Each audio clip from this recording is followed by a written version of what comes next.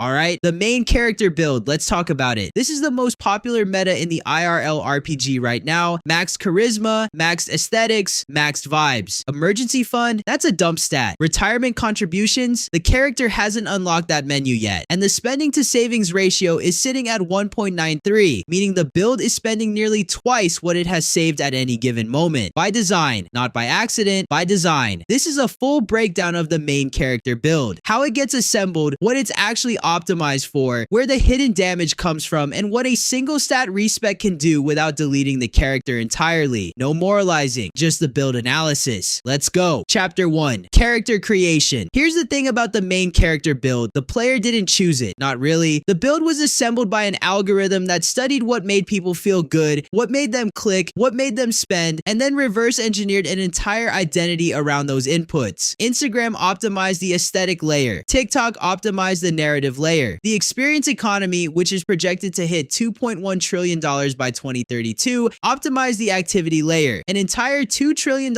industry exists specifically to monetize the feeling of being the protagonist. The main character didn't create this build. The build created the main character, and then let them think they chose it. There's also a psychological layer here that's genuinely interesting. Main character syndrome is a documented phenomenon, not a clinical diagnosis, but a real behavioral pattern where someone frames their life as an ongoing film or episodic series, often curated for an imagined audience. And here's the part people miss. It's not delusional, it's functional. Framing your life as a narrative actually helps you process stress, make sense of transitions, and feel like your choices have weight. The build works. It just works for the wrong stats. And then there's what researchers are calling financial fatalism. Housing costs are up, job security is down. Faith in retirement is somewhere around zero for a significant portion of Gen Z. 44% of Gen Z and 43% of millennials say they'd rather spend on experiences now than save for a retirement they believe may never come. That's not recklessness. That's a rational response to a world where the endgame content feels locked behind a paywall nobody can afford. The main character build is partly what you run when the long game stops feeling real. So the character was built by an algorithm, reinforced by psychology, and justified by economic anxiety, and it runs incredibly well, right up until it doesn't. Chapter 2, the stat sheet. Let's look at the actual numbers. Class, the main character role, protagonist alignment, chaotic aesthetic, primary stats, charisma, aesthetics, vibes, dump stats, wisdom, savings, constitution, emergency fund, intelligence, compound interest. Strengths, looks incredible at brunch, always invited, high narrative momentum, photogenic under any lighting condition, excellent at making ordinary situations feel like a montage. Weaknesses, cannot survive a single rent emergency, vulnerable to limited drop attacks, takes critical hit damage from any unexpected medical bill, no passive income scaling, zero endgame viability without a complete stat respect. The glass cannon problem is real here. Glass cannon builds are fun, they hit hard, they look spectacular, and they absolutely melt the moment anything hits back. The main character build is glass cannon at best. Entertainment spending is up 25.5% year over year. Travel spending is up 13.8%. The visible stats are climbing. The invisible stats, savings, retirement, emergency fund are getting whatever's left over, which per the 1.93 ratio is approximately nothing. The character is leveling up cinematically while the underlying constitution craters quietly in the background. Chapter 3, the aesthetic tax. Every build has a resource cost. The main character build has what I'm calling the aesthetic tax, a recurring passive drain that's so normalized the character doesn't register it as spending anymore. The $8 coffee isn't coffee. It's a +1 charisma consumable. The character buys it to be the kind of person who buys it. The candle isn't a candle, it's set dressing. The hoodie, the one on a payment plan, isn't warm. It's a costume. The main character build has a cosmetic loadout that would make most MMO microtransaction stores look restrained. Researchers have actually studied this. Little treat culture has a documented footprint. Consumers, especially younger ones, make small luxury purchases specifically to signal identity and regulate mood, even under financial stress. It's not irrational, it's emotionally functional, it just compounds. The average consumer makes 6 impulse purchases per month, totaling around $150. That's $1,800 a year. The main character calls these treats, the bank statement calls them the reason the emergency fund is still at zero, and the retail environment is actively designed to extract this. Coach ran a study where they redesigned their stores around aesthetic immersion, concept spaces built to make you feel like you're walking through a Wes Anderson film, and saw a 10% sales increase. The stores are set pieces. The character is the audience. payments. The checkout is just the end of the scene. Instagram is the same mechanic at scale. 81% of users use it to research fashion products. 72% have purchased fashion items through it. The main character's inspiration feed is a checkout counter with mood lighting and a follow button. The aesthetic tags doesn't feel like spending. That's the whole point. It feels like being yourself. The build is designed so that the resource drain registers as identity expression. In a fascinating balance choice, the most expensive part of the build is the part that feels the most free. Chapter 4. The experience tax. If the aesthetic tax is the passive drain, the experience tax is the active ability, and it hits harder. 63% of Gen Z and 59% of millennials say they would rather spend on life experiences than save for retirement. Concerts, travel, dinners, events. The main character has explicitly chosen the soundtrack over the savings account, and the market has noticed. There's an entire category now called gig tripping. Travel itineraries built entirely around attending live events where the flight and hotel exist to support the concert, not the other way around. The main character is letting a Taylor Swift setlist determine their geography. Cleveland is now a plot point. 86% of Gen Zers admit they overspend on live events. FOMO is the listed reason. The main character can't miss the concert because the concert is a story beat. You can't skip a story beat. That's not how narrative works. Sports tourism runs about $1,500 per trip on average. Restaurant spending is sitting at $777 per month for the average American. That's roughly $9,300 a year on meals out. To put that in perspective, the maximum Roth IRA contribution in 2024 is $7,000. The main character is spending more on dinner posts than the IRS will let them invest in their own retirement. The experience economy isn't selling products, it's selling the feeling of being the protagonist, and it is very, very good at its job. $2 trillion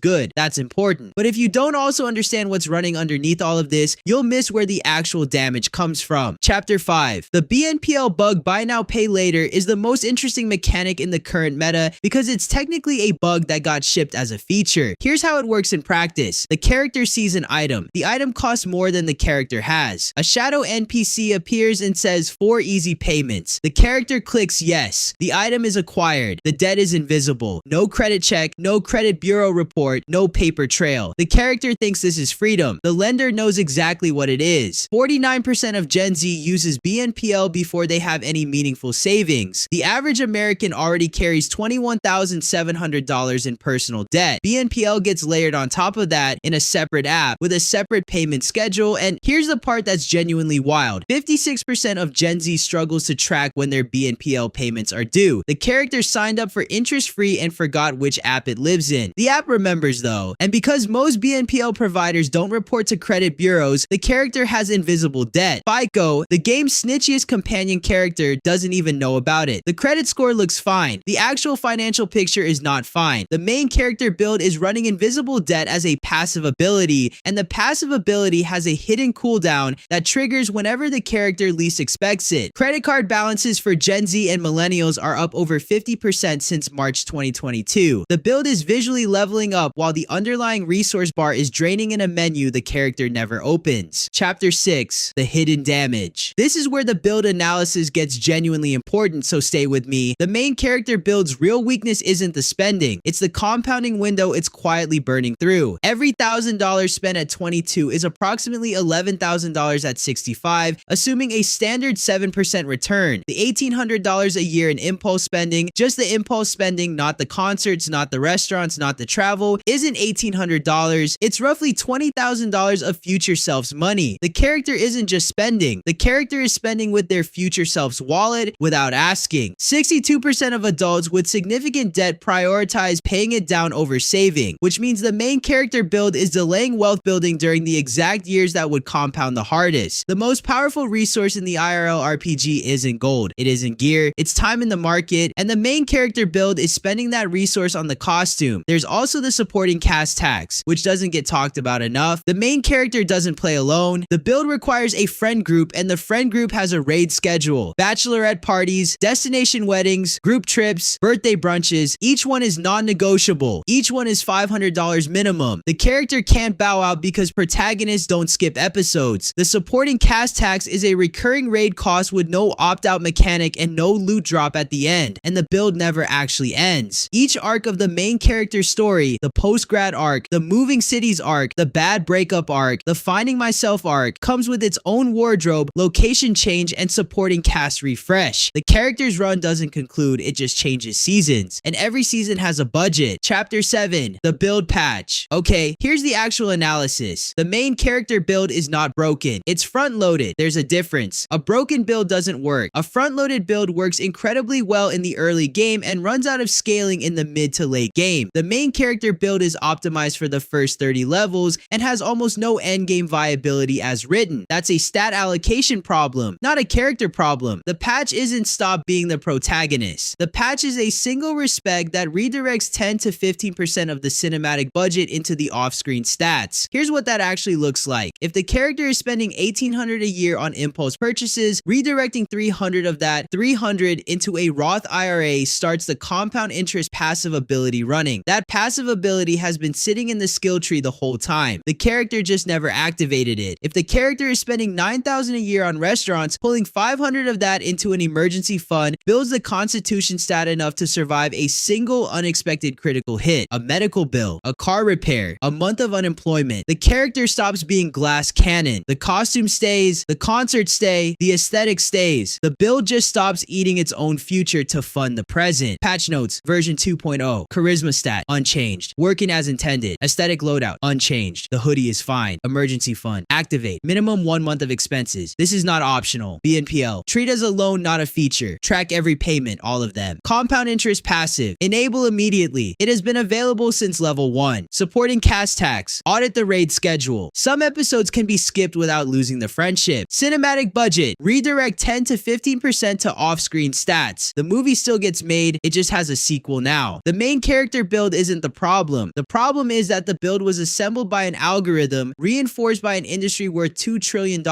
and handed to the player as an identity before they ever looked at the stat sheet. This video is the stat sheet. If you want to see what the opposite build looks like, someone who went so far the other direction they min-maxed themselves into spiritual death, the min-maxer build is coming. Subscribe if you want the patch notes when it drops. And if you know someone currently running the main character build at full send them this. Not as a lecture. As a build guide, there's a difference. The main character build, charisma maxed, aesthetics maxed, compound interest finally, mercifully enabled. Credits roll.